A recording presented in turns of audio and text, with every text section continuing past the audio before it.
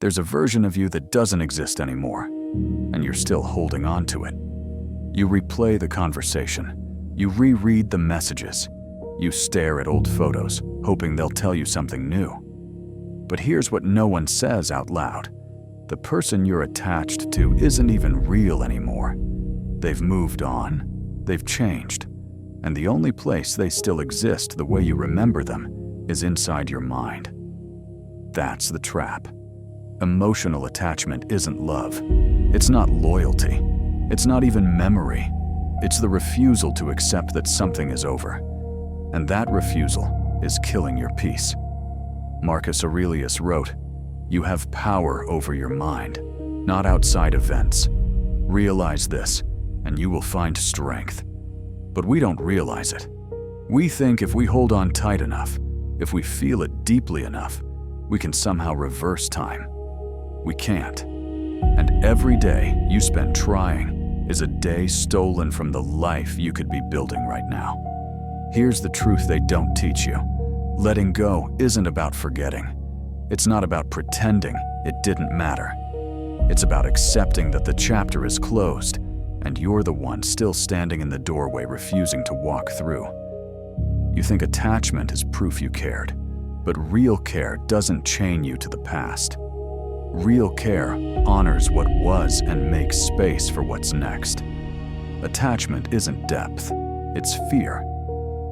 Fear that if you let go, you'll lose the feeling. Fear that moving on means it didn't matter. Fear that without this pain, you'll have nothing left to hold on to. But pain isn't a keepsake, and suffering isn't proof of love. The Stoics understood something we've forgotten. You are not your emotions. You are the one observing them. And the moment you realize that, everything changes. Because if you are not your sadness, your longing, your regret, then you can choose to put them down.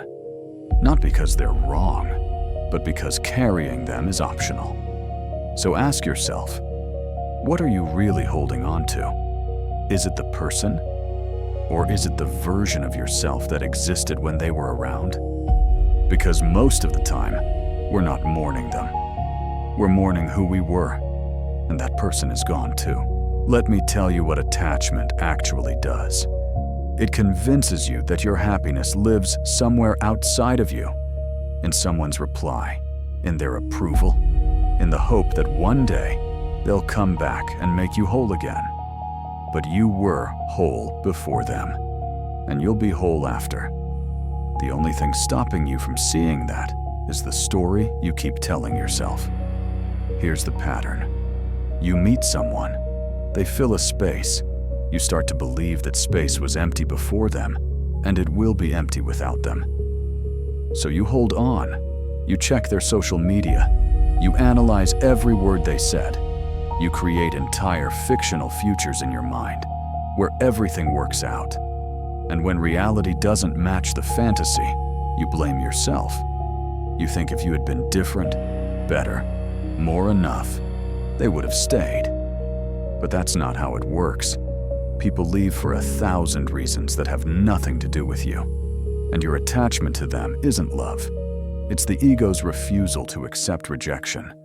It's the mind's desperate attempt to control something that was never yours to control in the first place. The Buddha said, "The root of suffering is attachment, not connection, not love. Attachment. The clinging, the grasping, the belief that your inner peace depends on external circumstances staying exactly as they are. But nothing stays. Not people, not feelings, not moments. Everything moves. And the only question is, are you going to move with it? Or are you going to stand still and let life pass you by?" Here's what happens when you let go. At first, it feels like loss, like you're giving up, like you're betraying the memory of what you had. But then, something shifts. You stop checking for their name. You stop replaying the ending. You stop waiting for closure that will never come. And in that space, you find something you forgot existed. Yourself. Not the version of you that needed them. not the version that was happy because they were there. The version that exists independently. The version that doesn't need anyone to validate your worth. That version has been waiting. And the moment you let go, that version comes back. But here's the catch. You can't let go halfway. You can't say you're moving on while still holding the door open. You can't build a new life while one foot is still planted in the past. Letting go is a decision, a choice, a line you draw in your own mind that says, I will no longer allow what's behind me to dictate what's ahead of me. So how do you actually do it? How do you let go when every part of you is screaming to hold on? First, you stop lying to yourself. Stop pretending you're just checking in. Stop pretending you're keeping the door open in case. Stop pretending that staying attached is somehow noble. It's not. It's self-sabotage dressed up as loyalty. Second, you accept the discomfort. Letting go doesn't feel good. It feels like grief, like loss, like a part of you is dying. And in a way, it is. The version of you that needed that attachment is dying. And that's exactly what needs to happen. You don't grow by staying comfortable. You grow by walking through the fire and realizing you don't burn. Third, you redirect your energy. Every minute you spend thinking about them is a minute you're not spending building yourself. Every hour you spend waiting for a message is an hour you're not investing in your own future. Your attention is the most valuable resource you have, and you've been giving it away for free to someone who isn't even thinking about you.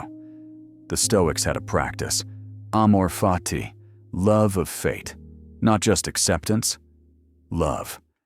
The idea that everything that happens, even the painful things, is exactly what needed to happen for you to become who you're meant to be. That relationship ending, that was fate. That person leaving, that was fate. And your job isn't to fight it. Your job is to love it. To see it as the universe pushing you towards something better. Because here's the final truth. You're not letting go of them. You're letting go of the illusion that you ever had control. You're letting go of the belief that your happiness depends on someone else choosing you. You're letting go of the version of yourself that thought love meant losing yourself in another person. Real strength isn't holding on. Real strength is knowing when to release. It's standing in the wreckage of what you thought your life would be and saying, I will build something better. Not because I've forgotten, but because I've learned. So let go, not because it doesn't hurt, but because staying hurts more. Not because you don't care, but because you care enough about your own future to stop sacrificing it for a past that's already gone. The door is open. Walk through it. The life you're meant to live is waiting on the other side, and it won't wait forever.